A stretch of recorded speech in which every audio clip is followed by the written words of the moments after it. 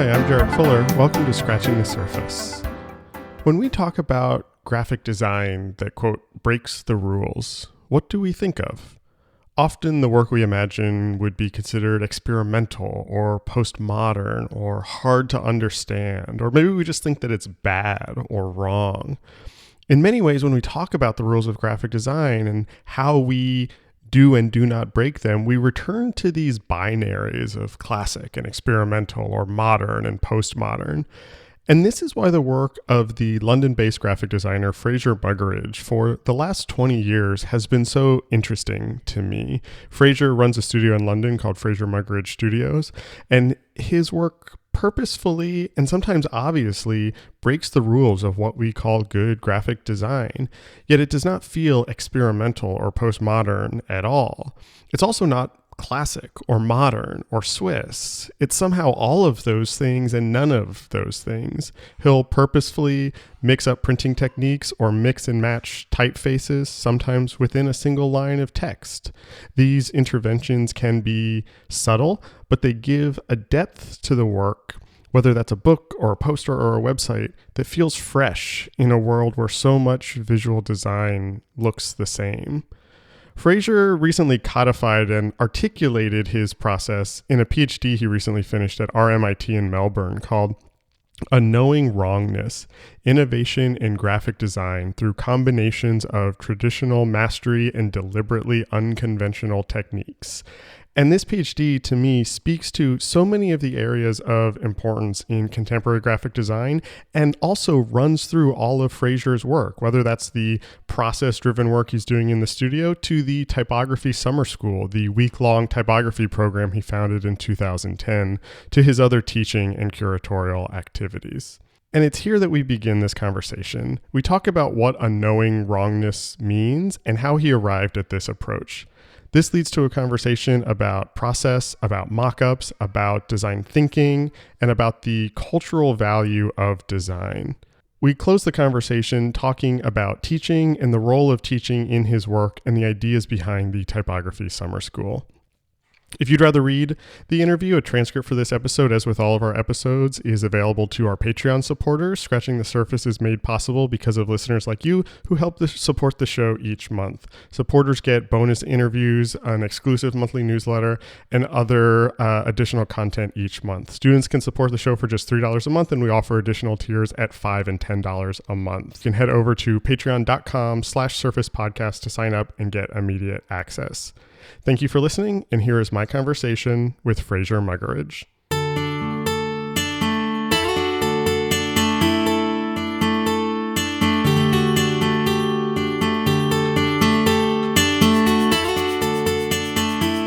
So you, last year, I guess, finished a PhD at RMIT in Melbourne, and the name of your PhD was called Knowing Wrongness, Innovation in Graphic Design Through Combinations of Traditional Mastery and Deliberately Unconventional Techniques. And I'm wondering if you could talk about what this idea of knowing wrongness means to you. Yeah, I guess the name came about, via doing the PhD. So it wasn't something that I started to with that idea. I suppose, obviously, a practice-based PhD is looking at your work, looking at your practice, and trying to figure out, why you do something. What are the drivers? What are the things you're trying to get across? And I suppose, before I started that process, I remember in my first presentation, I kind of said, "Oh, I just did it because I felt like it," and that's kind of what I used to think. And then I suppose this kind of interrogation of yourself, call it graphic design therapy, you can call it that, sort of led to this notion of wrongness in the work, or wrongness in the work that I was deliberately putting in or knowingly putting in. And I suppose it really came about through my education, which was in the early 90s. I went to Reading University, studied typography and graphic communication, and we were very much taught how to do things right. And I think I came out of that course with a good understanding or a basic understanding of how to do things right. And I probably spent 10 years when I started my studio of doing things right. And then I guess that kind of gradually turned into doing things right, but then subverting that in a kind of knowing way. So that the sort of wrongness comes through making something right or making something look good, and then kind of breaking it, but breaking it in a, I suppose, in an intelligent way of kind of communicating that something's wrong with the work. And I suppose I've been interested in that for maybe the last 10, 12 years, because I've often found that, we're all using the same tools and programs and typefaces. So how could I, be unique or be different or just do things a bit wrong so things weren't lined up? I often talk about to line up or not line up, and this idea of lining some things up and not lining others up, and how do you decide, and how do you do that in a kind of deliberate way rather than it Right. just looking wrong. Right. Where do you think that sort of impulse to do something wrong came from in your work? I think it's interesting that you said you learned the right way and you Yeah, worked for 10 years doing things the right way, and you sort yeah, of had this desire to subvert that. And I see that in my own work too. I learned all this traditional typographic yeah, methodology, and the yeah. more I did it, the more I was like, well, why it was like a kind of questioning all those old masters. Was it similar for you? Was it like it had become too easy? Why do you want to start subverting that? I think, yeah, in some ways it had become too easy with, Yeah. typefaces becoming so much better designed, and with so many automated things, that it became kind of, yeah, a bit too easy. So a lot of it was sort of trying to intentionally make it hard for myself to, rather than use one font, why don't we use 100 fonts on a Right. page? Right. And so it came from a desire to keep myself interested, but I think it also came from working with artists who often would uh, challenge my rightness, and Mm, kind of send me things or push me into things that I normally wouldn't do. And so that was a big influence, like the people we were working with or the people I was working with. So that was definitely a driver. And I suppose another driver was just my interest in the history of graphic design and collecting, historical right. literature on the subject, or actually collecting artist books, maybe from the 60s and the 70s, that were maybe designed by artists who didn't have a a training in graphic design. So, for example, Vosch Vostell from Germany was an artist, and he made a lot of work. And people like Richard Constanalets, I think Hmm. I've pronounced that right. So they're kind of studying that work, and maybe they were doing it a bit, you would say, wrong from a graphic design point of view, but just some of the decisions they made, or the combinations, or the technology at the time, I was very much kind of driven towards. So it was a kind of combination of Right. myself finding it too easy, working with current artists that would challenge me, and looking at historical artists that would make graphic design, of which there are, kind of many. I even did a show called Towards an Alternative View of Graphic Design, or Towards an Right. Alternative Right. History of Graphic Design, which kind of poked that question. And I suppose it was also to try and be a bit different, rather than to reference something that maybe wasn't referenced in the canon of graphic design. To reference something else meant that I could kind of claim that in a way, or people Yeah. wouldn't know the original reference.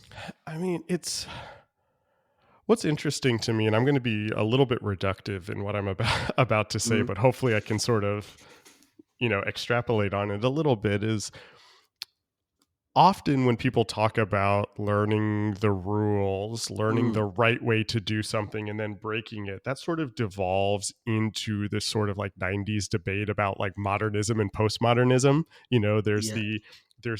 the Swiss grids, and then there's the like layered, sort of crazy work. And what I appreciate about the way you're talking about this and what I appreciate about your work is that it sort of doesn't fall into either of those two categories No. that are these like lingering categories that we still talk about. It's either modern or it's postmodern. And so some of the ways that you do knowing wrongness, and you mentioned some of these already, is like swapping out typefaces that look kind of similar. So they're all just like a little bit, you use two like sans serifs that are like Yeah. slightly, same kind of X height, but you'll swap the Yeah. E's or something like that. Yeah. Um, or you'll sort of mess with printing techniques and you'll print something in a way that it shouldn't be printed. And I'm wondering if you could talk about sort of how you think about those processes in the work. Is that something, I guess the question that I'm asking is that something that like that's for you, or is that something, are the clients aware that you're doing this? Is this some sort of like authorship gesture? Because some of these little interventions that you do are very, very subtle, and I'm sort of wondering Yeah. how you think about that. Um, Often, in terms of purely visual, in terms of type, I might not even mention it to the client. Interesting. Um, and sometimes they might even mark up a proof and say that the comma looks a bit weird, or Right, right. that E's the wrong font. And so I have had those situations, but often um, it's very much built into what the book's about. So, for example, we did a book quite early, maybe in 2013 or 2014, on William Burroughs. Of course, it's so obvious to use the cut up, and the kind of idea of using a typeface that does the same thing became quite obvious, and it was an idea that was very much part of it. Similarly, with a kind of, I don't know, with Vivian Westwood book that we made. We did a sort of similar kind of thing, but a bit more sort of evoking a kind of punk attitude. Right, So right. sometimes it's, I suppose I'm trying to do when I'm combining fonts together in a kind of mega font, I call it.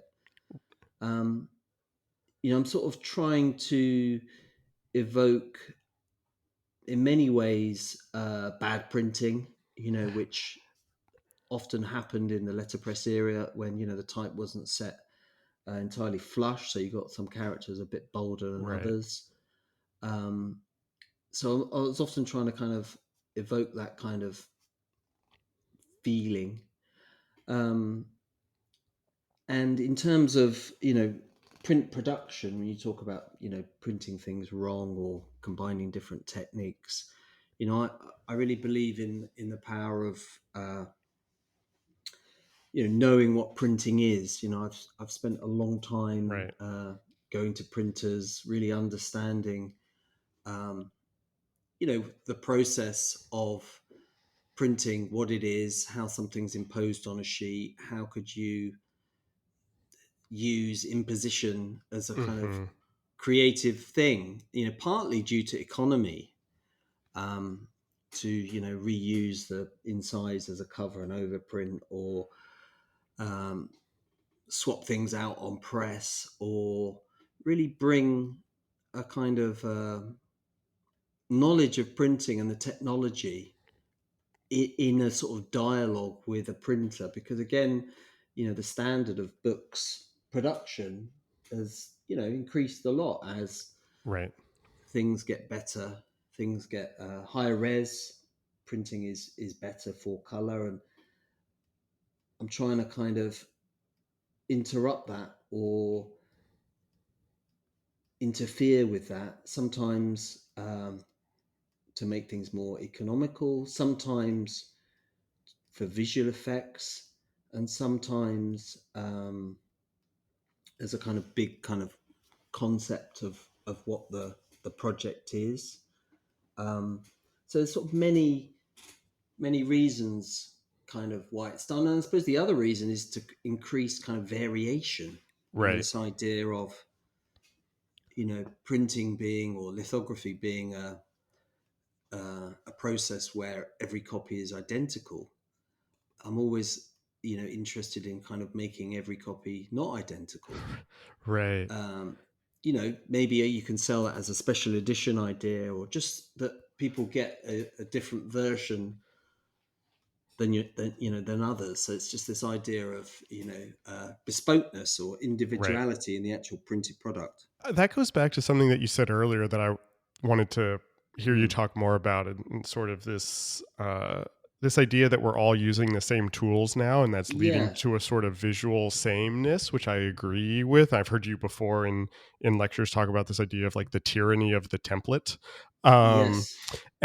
and I think there is this sort of general like visual malaise in design right now, where Yeah. a lot of things look the same. And even to go back to my sort of reductive modernist postmodernist sort of intersection, even those things, even things that were once considered postmodern become a type of style where everything Yes. starts to just generate more. And what's interesting to me is that designers have always sort of used similar tools. What is it about Yeah. these new tools that sort of encourage this visual sameness, or do you have thoughts on what it is about, maybe to oversimplify, this sort of digital technology that sort of encourages this type of sameness?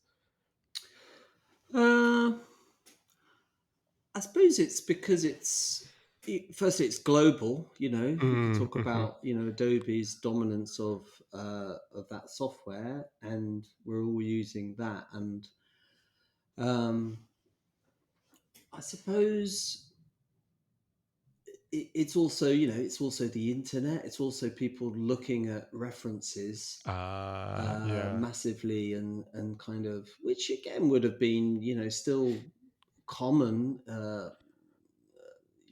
in history, but it's so much more um, easy to look at references. And I see it a lot in student work as well when I teach, is that a way to approach a project often is looking at examples of referencing, but not actually dealing with what you're doing. So I try to sort of encourage to sort of work through the process. And in a way, it's sort of having the confidence to kind of work with the content, work with the material, rather than think and discuss and debate what it's gonna look like. Mm-hmm. I really try and encourage young designers to not worry about what it's going to look like, but just sort of try and work through the process. Use the printer as a tool. We constantly print out here at the studio.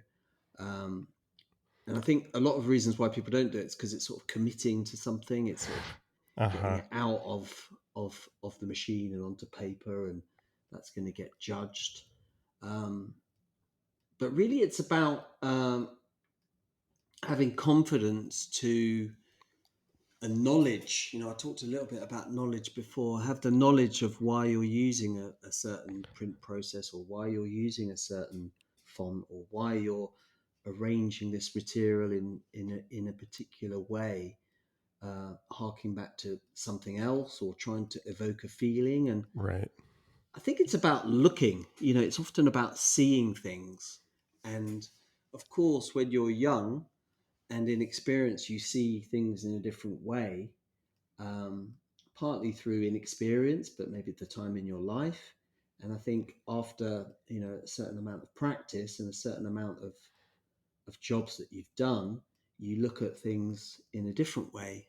And that's why I think I'm so interested in history, and Right. so interested in uh, what's happened in the past, that I can sort of use that in a kind of productive way in my work. I'm not trying to ape the past. I'm not trying to create Right. Right.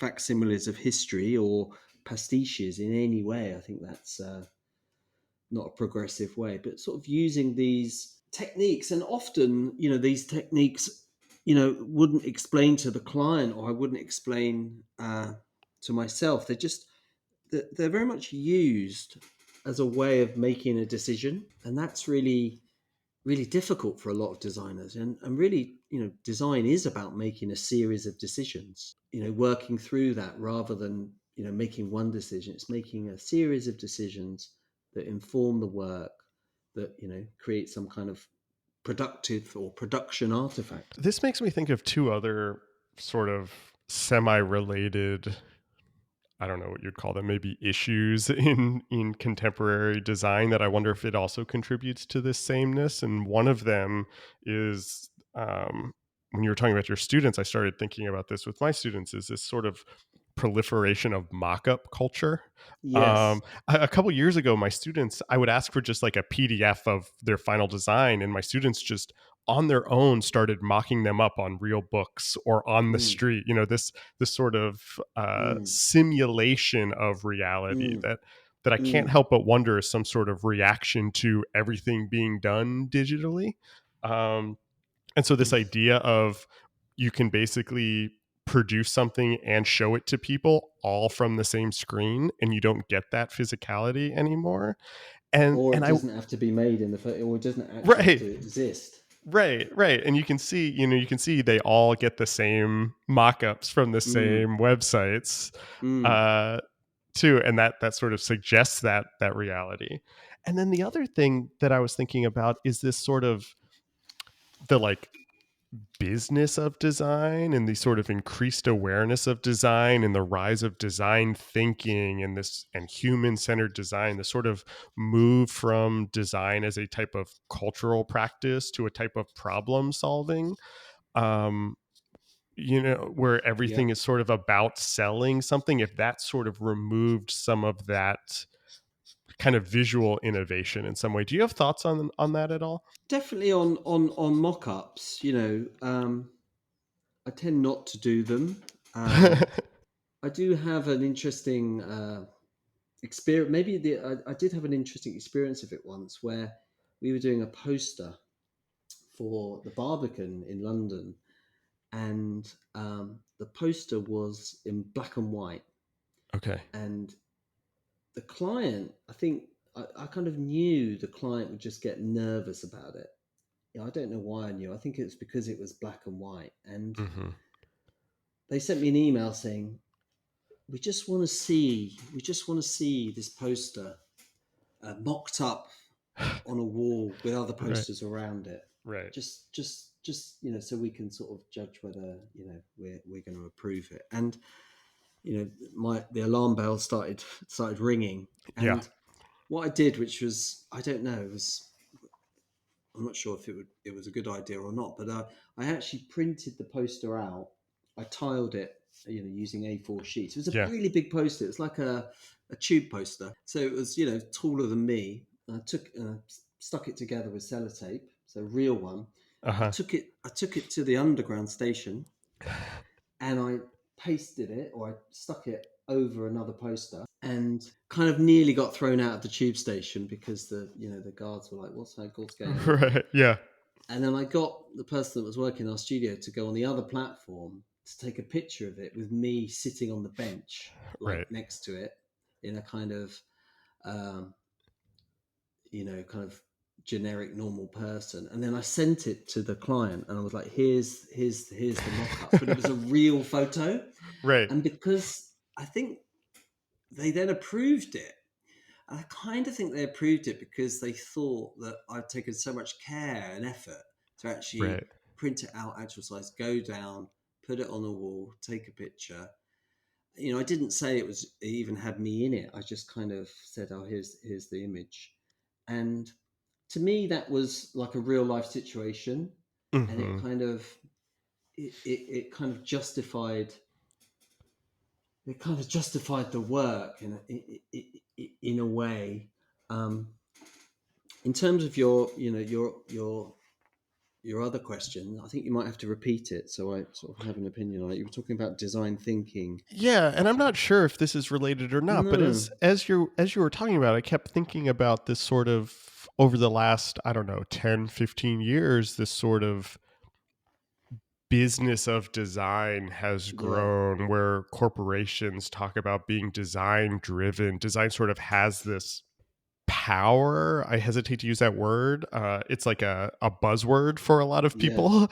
yeah. And with that is the rise of design thinking, the rise of like user experience or human Strategy. centered strategy. Exactly. That it has sort of design has moved from something that was a sort of cultural endeavor to something that is strictly problem solving. How can design come in and solve this thing? Has that sort of removed a lot of this visual innovation or this attention to process because everything has become so structured? There's now a process that every designer can just go through and you Yeah. get the, what is that? How does that relate to this? It seems like there's some connection Well, there. it relates in a way of certain projects don't go well with us. So, for example, maybe I don't think certain organizations, talk about branding or Right, right. systems or templates or uh, approaches. And we did have a comment, which I'll read to you. We did a Uh-oh. pitch for a proposal maybe a couple of months ago, and the feedback that we got from the client, and this was a proposal without any meeting, without any even online meeting or any questions, and the comments of from the potential client was, but overall felt that the studio's approach would generally be more unique than other submissions. Hmm. So that was kind of described as a negative thing, where I would obviously assume that that should be a positive thing. Right. So my conclusion for that is this idea of Yeah. risk averse. And of course, it depends what you're doing. It depends what the project is. It depends what the budget is. So of course, it's a safer option. And I think clients are more worried about risk, especially if it's working with a new designer. So of course, often our work involves working with people that we've built a relationship over a few projects or a number of years. So there's that trust. So to me, that's a massively important part of design now, is the dialogue, the conversations with a client, and the trust that you can take some form of visual risk, which a lot of clients are still prepared to take, and that's, I guess, why some of the work is that gets through looks like that, and the less risky work maybe you know can be allocated to other designers or other clients that want something that is less risky. What's really interesting to me, you're talking about like your students wanting them to sort of get to know the process as opposed to just looking at Mm, other work, just sort of immediately going to the end result, going to the mock-up even. mm, And what I'm sort of hearing from you is that your process is really dependent on the project and the client, that there is yeah, no set process. And I'm no, wondering how you approach this work and how you approach even this idea of a knowing wrongness across different types of clients or different types of projects, whether it's a small kind of cultural client, an artist, or you recently did titles to a Taylor Swift yeah, video. we How does did. that process change depending on the type of client, or how does the client or the project influence the process? It doesn't really change. It's Hmm. it's it's it's a similar process. So, for example, those movie credits, when I sort of showed them, I ultimately did a kind of 45-minute talk about Matera books with Taylor, and showed one of the scanned typefaces that we ended up using for the titles. Oh, wow. I didn't do a presentation, so it's very much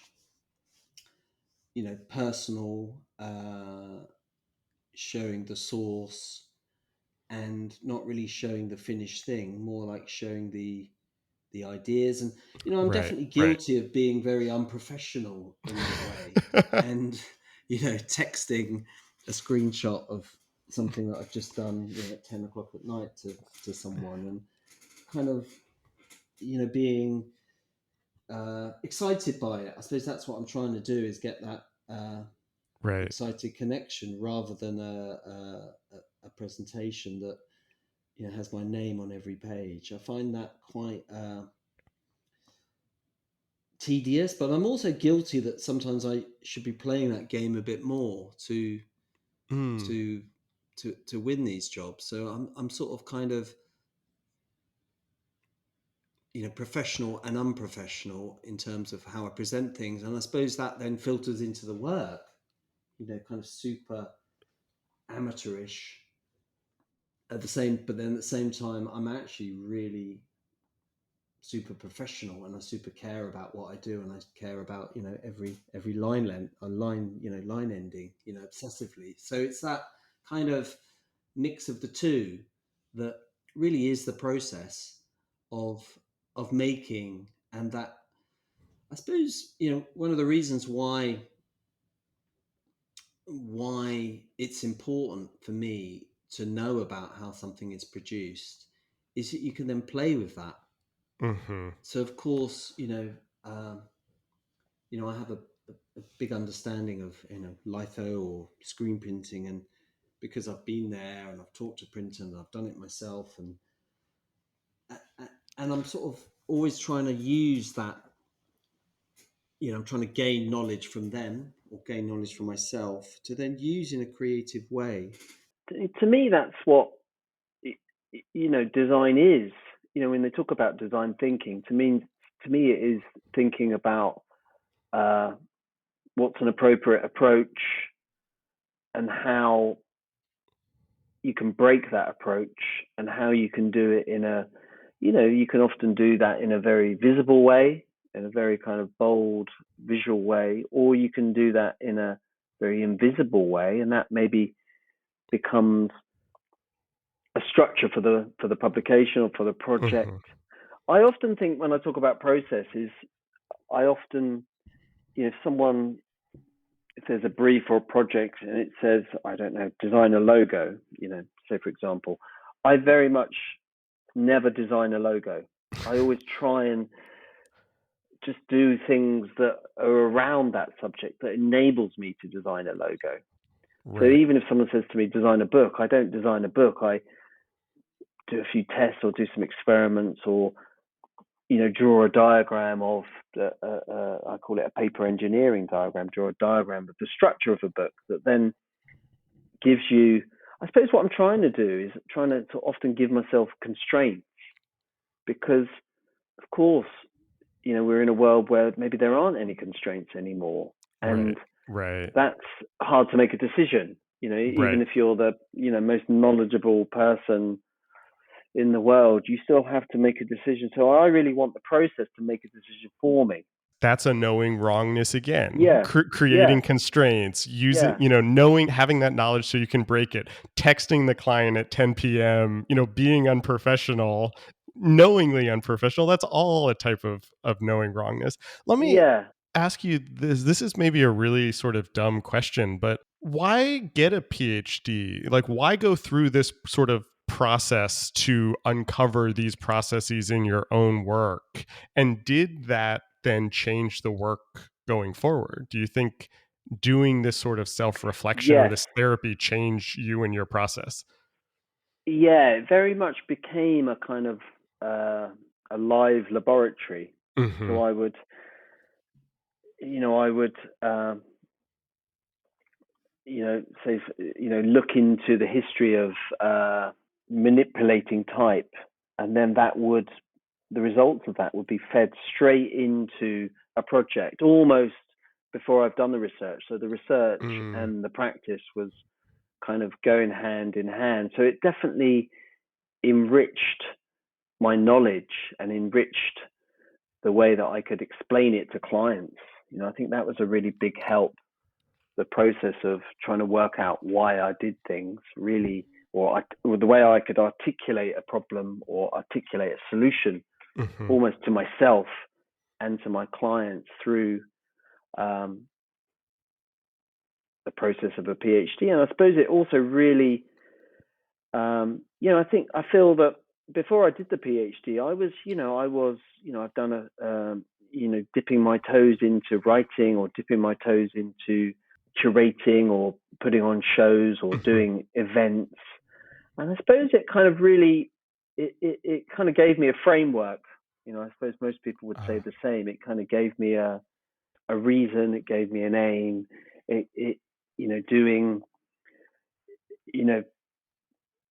proper ways to, reference things or to interview someone or, ethics, all these kind of things that you go through that you then can use again in your, since the PhD. So of course I found it immensely helpful to kind of use, practice-based research into practice. And it's quite rare, I think, quite rare. I suppose a PhD in graphic design is still quite a rare thing. Yeah. But it's incredibly helpful as a sort of way of, I don't particularly, use the title of what that's become much, but I feel that I much more realize what I'm doing. I want to shift gears a little bit and talk about teaching, which has come up a little bit throughout this, but it seems like teaching is so central to your work. You founded, you've taught at a variety of schools. You founded the Typography Summer School 13 years ago at this point. How does teaching influence the studio work and vice versa? What do you get from teaching? I think my teaching has sort of changed over the years. I think when I started to teach, which was a long time ago, would have been in 2005, I think, I kind of sort of had this notion that, everyone should do it like I do it, or everyone should just basically try and clone my style, right. Which, isn't actually that helpful or useful because, of course, the idea of teaching is for designers to find their own way. I found it useful to, when I taught at Camberwell College of, I think it's called Camberwell College of Art, I really felt that was in many ways like going back to art school because it was so different to Reading, which was very much a university and a typography department. And going to Camberwell kind of reinvigorated or re-educated me in screen printing or making, or hey, let's make some clothes, or do something that is outside the normal of what a graphic designer can do. So I suppose a lot of the projects were projects that I kind of wanted to do myself. That was really the kind of the driving force at that time. And I suppose sometimes I think in 2010, when I sort of started the idea of a typography summer school, I kind of felt that I would sometimes get, have students for interviews for jobs or internships. And I kind of often used to think that, they could talk quite well, they could critique things quite well, but could they actually do anything quite well? I know that sounds harsh, but it was often the case, especially at MA level. You almost become unemployable. And right. I kind of felt, well, that's so different from my education. So I literally thought, well, what would happen if I could get a bunch of students in a room for a week and teach them things that predominantly I had learned, and with input from, I felt at the time there was huge classes of, some of these courses have hundreds of students on, and they have such limited tutor time. And I thought, well, wouldn't it be great if you did something small with 20 people, and there was a new tutor each day that would give a different opinion, and that means that someone from another school might be very much following that tutor in their school, and I just thought it'd be really good to kind of mix it up and mix the students up. So really, that was a kind of experiment of, could that even be possible? Would anyone actually be interested in doing that? and what would they learn? And of course, for many reasons, it was a success, and it kind of grew over the years to also, partner with other means in New York to do it over there. So, but really, it was a kind of reaction to the notion of what are people being taught in schools, right, and how big the class is. And I kind of felt that the moment for something a bit independent that was, a little bit thrown together, very homemade. The tables were, made of old, doors, or literally sellotaped together. So it's very sort of anti-corporate. But I think that obviously attracted a certain type of person that thought that was a good kind of opportunity for them. I mean, and it's interesting, and I didn't realize this, and I never thought of the Typography Summer School as this until you were just describing it. But that also is a type of knowing wrongness. We come full circle again. There's kind of, yeah, kind of. I suppose it was, the other major sort of force that I was interested in was this notion of, it's something that I think about a lot of, I'm not sure entirely what it's like in the USA, because I haven't really done much teaching in the USA, but in the UK and really in Europe, the last year of study is, self-directed projects for students. And that can be, super exciting, super challenging for those that have particular interests. But to me, it can also be very confusing, misleading, with a lot of time being spent on, I don't know, researching dreams or things that aren't really related to what you're learning. And pretty much 99% of the jobs that we do at the studio are supplied content. Okay, we shape that content, we might suggest that content. So I was very much into the idea of giving students a challenge, giving students some content, and saying, here is the content, and maybe everyone gets the same content. So you're not involved in your critical position on philosophy, which is important, but I think that also just having those skills to be able to work with content. And really, I struggle when I don't get any content. I'm literally like, I don't know what to do. I don't know what to say. I feel I don't have anything that I want to say particularly, whereas I'm saying what I want to say through process, materials, wrongness, through other people.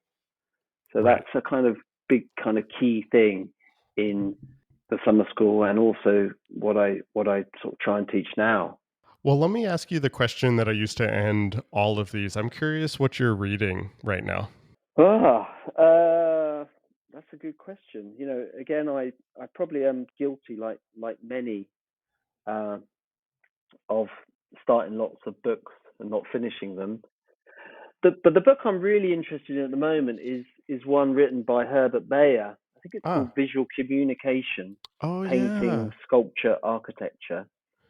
And the reason I'm fascinated by that is not only it has some really great text by Bayer, but really I'm fascinated by that it kind of employs this really curious design technique of justified and unjustified at the same time. Oh, interesting. And I don't know if you've ever noticed it or seen it, but it's this system that he uses that isn't really talked about in the book, isn't explained anywhere else. I can't find a review of it. I can't find anyone critiquing it or praising it. I can't find another example of it. But the text is justified, but if the line doesn't fit, or the last word does not fit on that justified line, it's kind of taken over and it's unjustified. So you get this mix of justified and unjustified. So I suppose I'm reading that from a reading point of view, but partly also a curiosity of why it's like that. And, it's a big project that I really want to kind of research and find out. And of course, I can make many assumptions and predictions due to technology. And, that's very difficult to do now in the current design software. But in photo setting, it's probably easier because of the way that lines are composed. So I'm reading Herbert Bayer, but maybe for all the wrong reasons. Yeah, I mean, I love that. That is a very Fraser Muggeridge answer to that last question. Fraser, thanks so much for doing this. I'm a big fan of your work and really enjoyed the conversation. Nice to speak to you. This episode was recorded on February 22nd, 2023. Our theme music is by Andy Borgasani. We're on Twitter and Instagram at Surface Podcast. You can support the show on Patreon and find previous episodes wherever you get your podcasts and at scratchingthesurface.fm. Thanks for listening.